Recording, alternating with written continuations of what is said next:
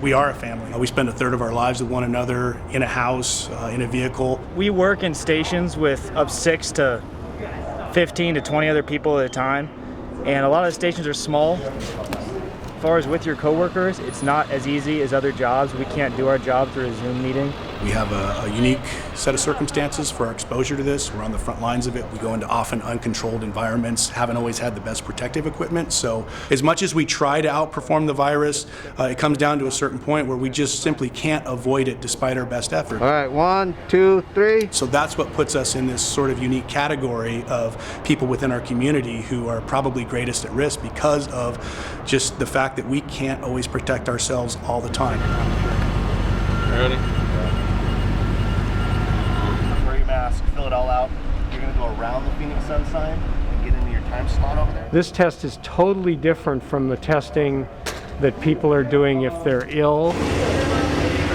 There's an actual active virus test, which is done through the nasal cavity with a swab, where that's actually determining if you are actively infected with the virus. Antibodies are completely different. Antibodies are just presence of the evidence of COVID-19 virus in your blood that has resulted from a previous exposure. No, the longest thing is the paperwork. So if you don't get a call in like 10 minutes,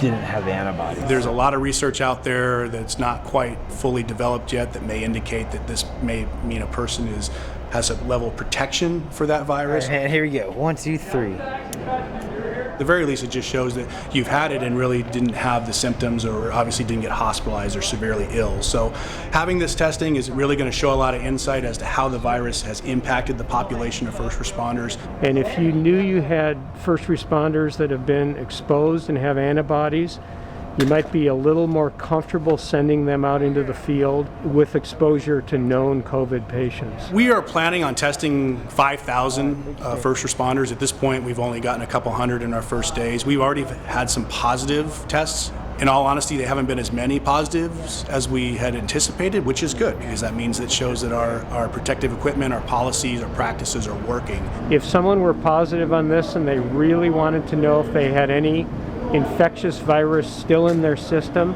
they could get the standard viral test to see if they're actually harboring the virus and asymptomatic. In addition, we feel this testing is going to provide a lot of value to the research community, just to show how much this virus has actually impacted the first responder community. Thanks, brother. All right, man. Be good, all right? See you later. Yep.